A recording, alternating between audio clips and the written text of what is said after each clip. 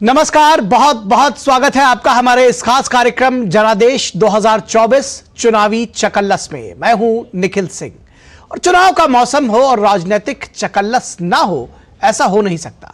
इस बार भी 2024 के लोकसभा चुनाव में ऐसे कई मुद्दे हैं जिनको लेकर हर दिन कोई ना कोई राजनीतिक खींचतान होती रहती है। कभी किसी नेता के बयान पर बवाल मच जाता है तो विपक्षी दल उस मुद्दे को लपकने में जरा भी देर नहीं लगाते और पूरा चुनावी माहौल उसी मुद्दे के इर्द गिर्द घूमने लगता है। ऐसे ही बयानों और घटनाओं के बाद होने वाली चुनावी चकल्लस पर हमारी पैनी नजर बनी हुई है। तो अब बात आज के उस चुनावी मुद्दे की जिसको लेकर राजनीतिक हलकों में चकल्लस जारी है।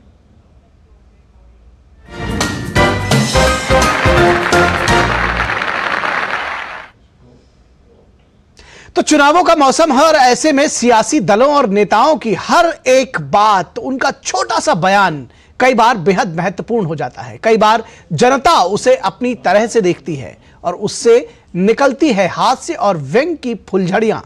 आज सबसे अधिक मजे अगर किसी के लिए जा रहे हैं तो वो है विपक्ष का इंडिया गठबंधन। वजह साफ है, बड़े जोर शोर से विपक्ष के नेताओं ने यह तय किया था कि मोदी की लोकप्रियता से अगर हमें पार पाना है तो हमें एक होना पड़ेगा। United we stand, divided we fall के मुहावरे बार बार दोहराए गए थे। नाम भी रखा इंडिया। कहा हमें अपने सारे मतभेद भुलाकर हम एक हुए हैं। गठबंधन की पहली मीटिंग पटना में हुई और जनता भी बेहद दिलचस्पी से इस गठबंधन की तरफ देख रही थी।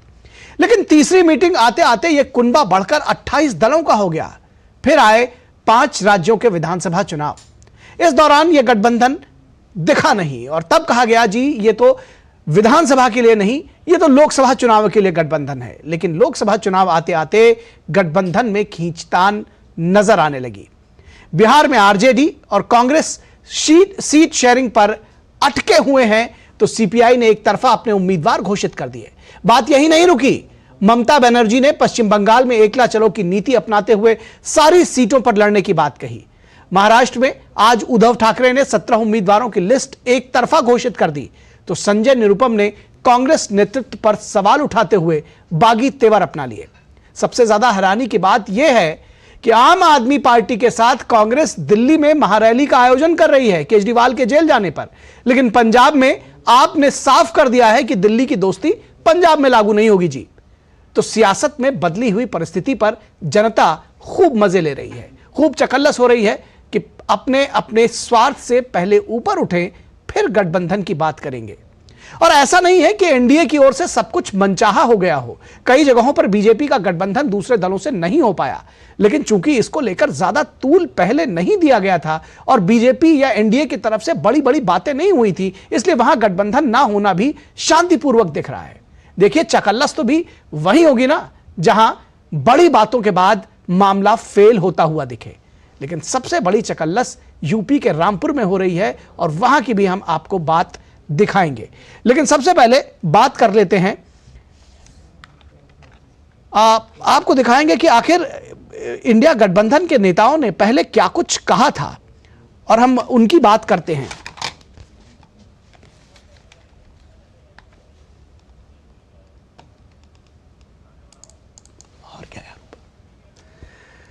तो सबसे पहले दरअसल गठबंधन में अलग हुए नीतीश कुमार, वही जो गठबंधन के सूत्रधार थे, और उन पर कांग्रेस के जयराम रमेश ने कहा कि जिसे जाना हो जाए, इंडी गठबंधन पर कोई असर नहीं पड़ेगा।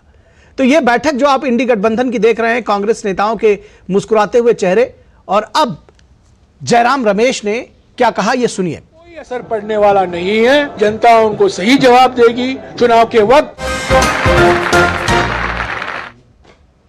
तो महाराष्ट्र विकास आघाड़ी की बात कर लेते हैं। वहां सीट शेयरिंग को लेकर घमासान मचा हुआ है। एक तरफ जहां शिवसेना यूबीटी यानी उद्धव ठाकरे वाली जो गुट है उसने अपने 17 उम्मीदवार घोषित कर दिए हैं, वहीं अब कांग्रेस के अंदर बगावत के सुर सुनाई दे रहे हैं। मुंबई प्रदेश कांग्रेस के पूर्व अध्यक्ष संजय निरुपम ने शिवसेना के टिकट बंटवारे को लेकर उस पर तीखा हमला किया और कहा कि पार्टी बचानी है तो गठबंधन तोड़ दीजिए। कांग्रेस के नेतृत्व का ध्यान आकर्षित करना चाहता हूं कि आप अभी भी इंटरवीन करिए, नहीं तो अलायंस तोड़िए। अगर पार्टी को बचाना है तो अलायंस तोड़िए और मैदान में उतरिए, लेकिन आप शिवसेना के साथ अलायंस करके अपने आप को हमेशा के लिए खत्म करने का जो फैसला कर रहे हैं वो बहुत ही आत्मघाती है पूरे कांग्रेस पार्टी के लिए, और इसका असर पूरे महाराष्ट्र भी पड़ेगा, महाराष्ट्र से बाहर भी पड़ेगा। तो क्या संजय निरुपम की कांग्रेस सुनेगी, इस पर भी बात हो रही है। लेकिन संजय निरुपम यही नहीं रुके, उनके बागी तेवर अपनाए रहे। उन्होंने कहा कि खिचड़ी चोर के लिए काम नहीं करेंगे, मेरे पास सभी विकल्प खुले हैं। खिचड़ी चोर जैसे संबोधन उन्होंने दिए। जब मैं ये आह्वान कर रहा हूं तो निश्चित तौर पर कांग्रेस का जो कैडर है, जो मेरे से जुड़े हुए जो लोग हैं, वो सारे के सारे लोग शिवसेना के इस कैडर का, शिवसेना के इस उम्मीदवार का विरोध करेंगे। और सिर्फ कैडर ही नहीं, कांग्रेस के कार्यकर्ता नहीं, कांग्रेस को मानने वाले मतदाता भी इस खिचड़ी चोर के लिए काम नहीं करेंगे, उसको वोट नहीं देंगे, ऐसी मैं घोषणा कर रहा हूं। कांग्रेस पार्टी में इतनी ताकत है कि वो अपने पैरों पर खड़ी हो सकती है, लेकिन शायद अलायंस करना कांग्रेस के नेतृत्व की मजबूरी हो गई है, और उस मजबूरी का नतीजा यह है कि कांग्रेस पार्टी और भी कमजोर होती चली जा रही है। लेकिन उद्धव ठाकरे की सुने कौन, यह भी एक बड़ा सवाल है, और इस पर भी चकल्लस हो रही है। और शिवसेना उद्धव ठाकरे के प्रवक्ता ने अपना पक्ष रखा, और उनका कहना है कि सब कुछ जी पहले ठीक ठाक चल रहा था। दरअसल सारी गड़बड़ जो है वो महाविकास आघाड़ी ने 9 उम्मीदवारों की घोषणा करके की। हर बैठक में प्रकाश अंबेडकर जी या उनका कोई प्रतिनिधि आता था। महाविकास आघाड़ी की जो रैली मुंबई के छत्रपति शिवाजी पार्क मैदान में हुई, उसमें प्रकाश अंबेडकर जी ने भाषण भी दिया। यहां तक तो सब ठीक चल रहा था, लेकिन आज जिस प्रकार उन्होंने 9 उम्मीदवारों की घोषणा की है, इससे प्रतीत हो रहा है कि उन्होंने पीछे दरवाजे से कहीं बीजेपी की मदद करने का फैसला तो नहीं लिया है। तो यहां जोड़ दें कि प्रकाश अंबेडकर ने भी अपने उम्मीदवार उतार दिए हैं, जिनकी बात वो कह रहे हैं कि उन्होंने वहां जो रैली हुई थी उसमें बड़े भाषण दिए थे। वहीं शिवसेना उद्धव के संजय राउत ने बिना लाग लपेट के साफ शब्दों में कहा कि महाविकास आघाड़ी से हमारी बातचीत खत्म हो गई है। मैं महाविकास आघाड़ी की बात करता हूँ, मैं किसी एक पार्टी की बात नहीं करूँगा। महाविकास आघाड़ी में हमारी बातचीत लगभग ख़त्म हो गई है। और देखिए अभी रामटेक है, रामटेक हमारी सिटिंग सीट थी।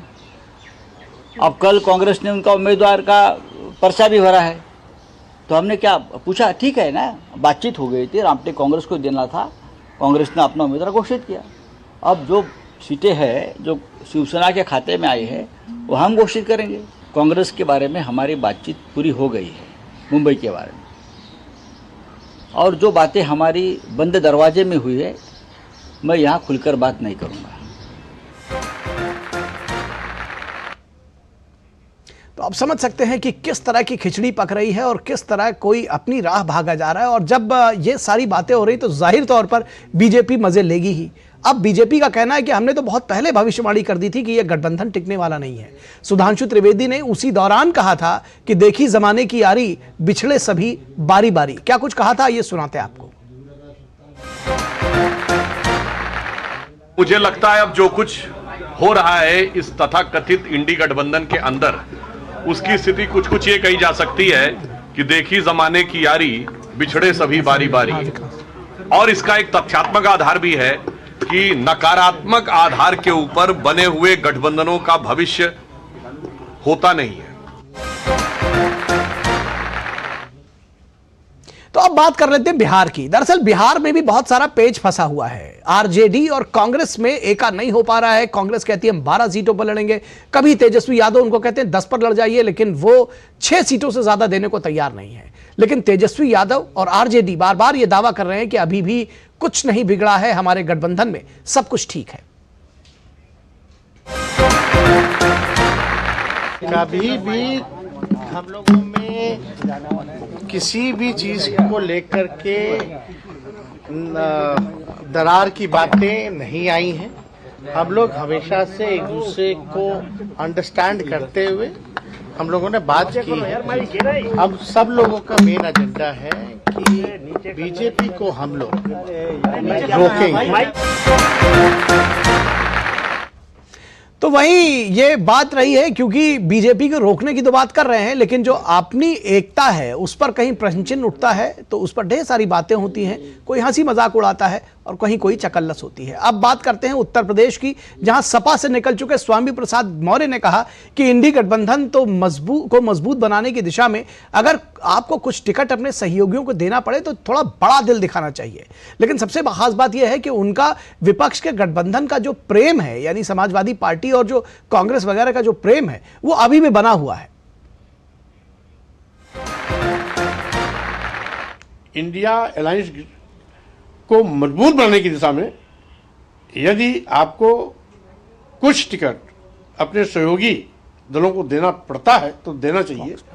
अब जैसे मेरी मान्यता है कि अगर भीम आर्मी के राष्ट्रीय अध्यक्ष चंद्रशेखर जी को अगर एक टिकट दे दिया जाता तो इंडिया अलायंस का कुछ बिगड़ता नहीं, लेकिन उस एक टिकट से पूरे प्रदेश में वोट इनका बढ़ता। तो उत्तर प्रदेश की और भी चकल्लस है। रामपुर में भी आज बड़ी चकल्लस वाली बात हुई है, उसके विषय में बात करेंगे। अभी बात पश्चिम बंगाल की भी होगी, जहां दीदी एकला चलो रे की राह पर चल गई और जो बाकी दल थे वो, यानी कांग्रेस और लेफ्ट पार्टीज, वो उनके पीछे पीछे रह गए, उनको मनाने की कोशिश की लेकिन वो मानी नहीं। तो इस पर भी बात करेंगे, लेकिन रुकेंगे एक छोटे से ब्रेक के लिए। कहीं मत जाइएगा, जल्द हाजिर होंगे। साल बरस और सदी नहीं, एक युग गुजर जाएगा। उम्र न पूछो वंडर की, जब फर्क नजर आएगा। वंडर सीमेंट, फर्क नजर आएगा। कब तक लंबी लाइनों में उम्र बिताइएगा? डिजिटल पेमेंट अपनाइए, चुटकी में हल पाइए। पुराने तरीके कब तक अपनाइएगा? डिजिटल पेमेंट बहुत आसान है, देखिए चुटकी में पेमेंट चुकाइए। बटुआ ढूंढ रहे हैं? डिजिटल पेमेंट अपनाइए, कभी भी कहीं भी और सुरक्षित। हमने तो इन्हें डिजिटल पेमेंट करना सिखा दिया है। आपने? आरबीआई कहता है कि डिजिटल पेमेंट अपनाओ, औरों को भी सिखाओ। साल बरस और सदी नहीं, एक युग गुजर जाएगा। उम्र न पूछो वंडर की, जब फर्क नजर आएगा। वंडर सीमेंट, फर्क नजर आएगा। लाइफ में फाइनेंशियल आजादी के लिए एनपीएस जरूरी है। रिटायरमेंट में फाइनेंशियल आजादी रहे जारी, एनपीएस से आज ही करे तैयारी। एनपीएस जरूरी है। Does accessibility only affect the disabled?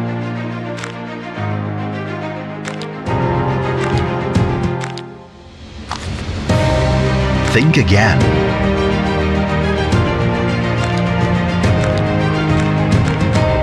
Take a pledge.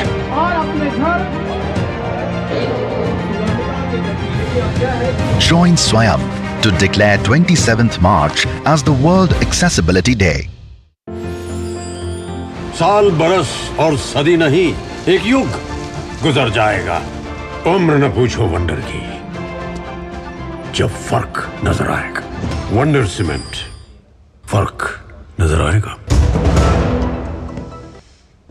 तो ब्रेक के बाद एक बार फिर आप सभी का स्वागत है और हम बात कर रहे हैं चुनावी चकल्लस की। मिशन 2024 में जहां तमाम पार्टियां जुड़ी हुई हैं, वहीं तमाम हास परिहास भी निकल रहा है इस सीधी सियासत में, क्योंकि सियासत कहने को तो सीधी है लेकिन कई बार इसमें बहुत सारे पेच हैं और जिसको कहते हैं कि सियासत में सब कुछ सीधा नहीं होता, तो जनता भी उसके मजे लेती रहती है। तो अब बात कर रहे हैं पश्चिम बंगाल में, जहां तमाम कसीदे पढ़ते हुए एक गठबंधन बनाने की कोशिश की गई थी और ममता बनर्जी ने इस गठबंधन में आने से पहले वो पूरी तरह से एक्टिव थी, उनकी सारी बातें दिखती थी। उन्होंने गठबंधन से किनारा करने का ऐलान जब किया और ठीकरा कांग्रेस और लेफ्ट पार्टियों पर फोड़ दिया। देखिए क्या कहा उन्होंने।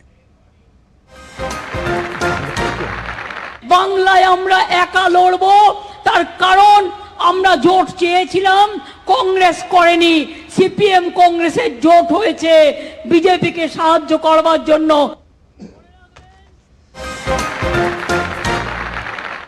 लेकिन ममता दीदी का गठबंधन यूं छोड़ जाना किसी को गवारा नहीं था। अंत समय तक लोग उनके पीछे लगे रहे और दीदी ने ही दरअसल घास नहीं डाली। बढ़ चुकी एनसीपी के नेता और शरद पवार की बेटी सुप्रिया सूले ने उस दौरान भी यकीन जताया था कि इंडी अलायंस के साथ ही रहेंगी दीदी। ममता दीदी हमारी दीदी हैं, ये उन्होंने कहा था, लेकिन दीदी ने उनकी एक नहीं सुनी। अलायंस एक ही है, सब साथ में ही रहेंगे। हमारी दीदी है वो, और हम सब दीदी का बहुत प्यार और सम्मान करते हैं, और अलायंस में कोई नहीं प्रॉब्लम होगा, दीदी हमारे साथ ही रहेगी। तो दीदी ने लेकिन सुनी नहीं। ये अलायंस साथ रहेगा, ये सारी घोषणाएं थी, लेकिन दीदी ने सुनी नहीं। और जब दीदी ने सुनी नहीं तो जनता मजे लेगी ही। और आइए देखते हैं कि इस गठबंधन पर बंगाल की जनता क्या कहती है। पूरा टूट चुका है, अब कहीं दिखता नहीं है। ममता बनर्जी पहले बोल रही है कि हमको कांग्रेस से कोई मतलब नहीं है, हमको सीपीएम से कोई मतलब नहीं है। वहीं पर नीतीश भी अपना पल्ला झाड़ चुके हैं। बाकी और प्रदेशों में देखिए वही हाल हो चुका, टूट चुका है। एनडीए जोड़ जहां अपनी पूरे दमखम से चुनावी मैदान में तैयार है, वहीं इंडी जोड़ आपस में हर प्रदेश में उनको पता ही नहीं कि उनका नेता कौन है, न उनके पास कैंडिडेट है, न कोई नेता है। इंडी गठबंधन में महारथी हैं, जितने हैं सभी महारथी हैं, अपने को महारथी समझते हैं। आते आते ही पहले नीतीश भागे, ममता जी अपना एक अलग छोर बनाई हुई है। तो इस तरह राजग चुनाव तक बहुत ही बिखरेगा। जिस चुनाव से भारत का भाग्य निर्धारण होगा और 2047 तक के लिए एक मजबूत भारत बनाने की पहल को लेकर आगे बढ़ रहा है राजग गठबंधन, जहां एक और एनडीए गठबंधन पूरी मुस्तैदी के साथ अपने सीटों को ठीक करते हुए स्थानीय राजनीतिक दलों के साथ में गठबंधन कर पूरे चाक चौबंद तरीके से चुनाव लड़ रही है। चुनाव के बहुत पहले से ममता बनर्जी कहती थी, वही ममता बनर्जी ना कांग्रेस के लिए एक सीट छोड़ने को तैयार है, ना ही सीपीएम के लिए।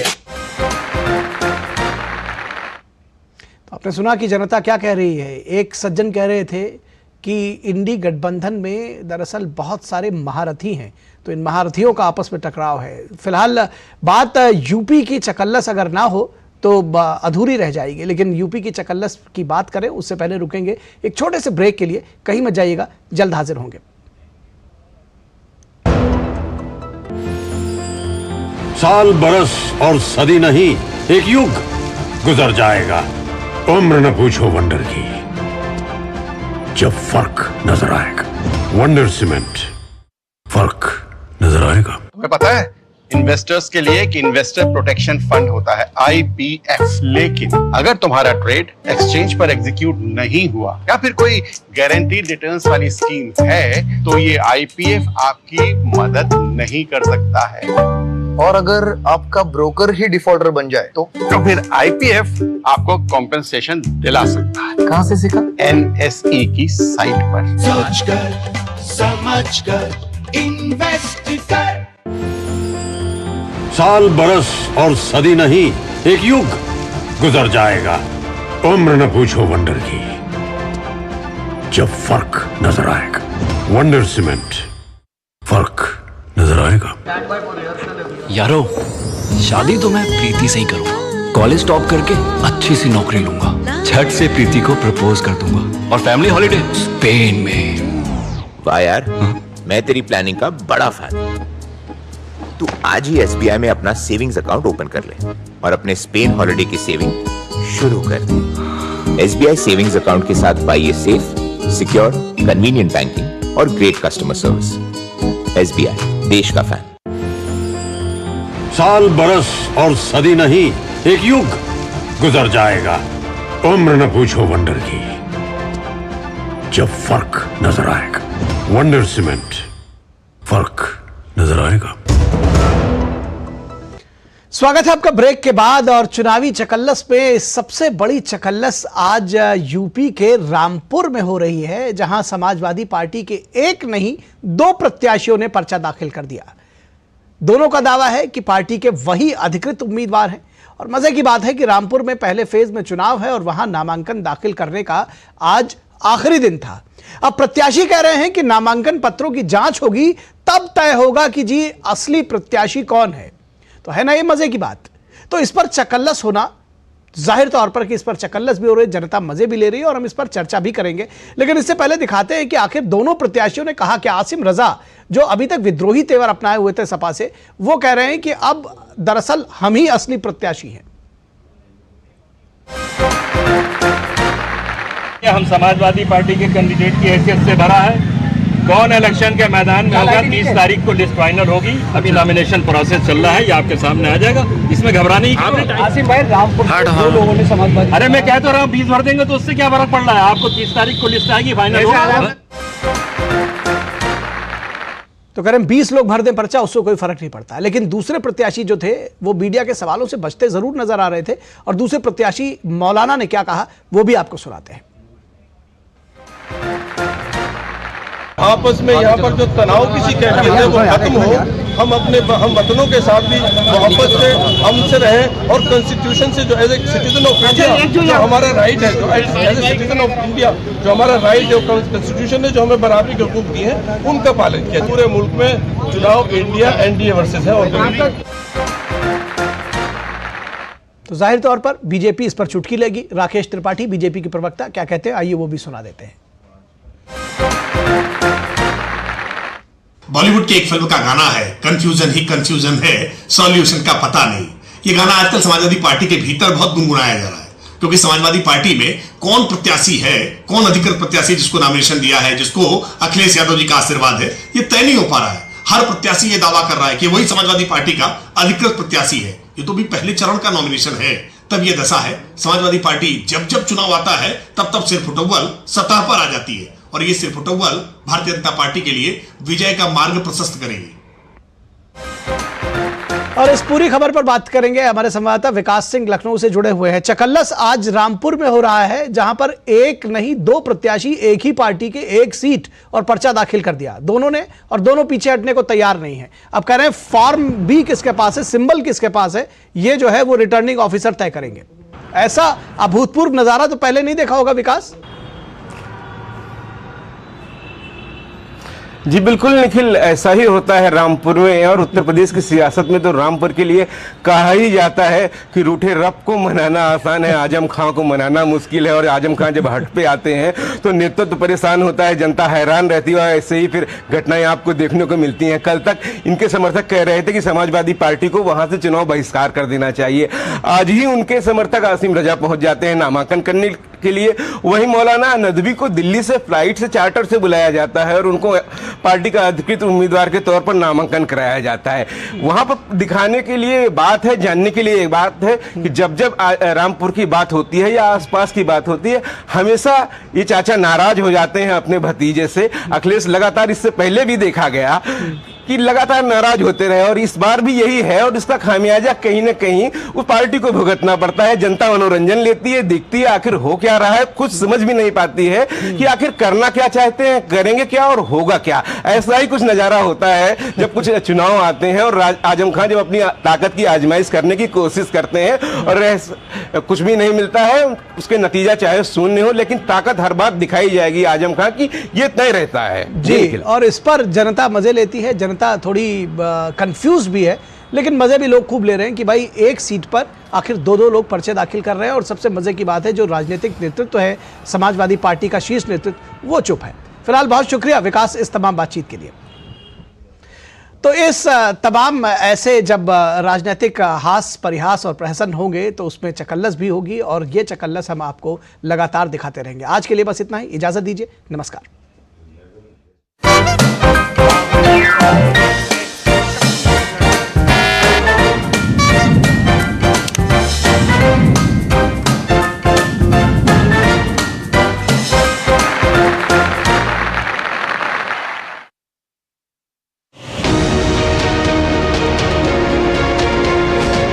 आ गया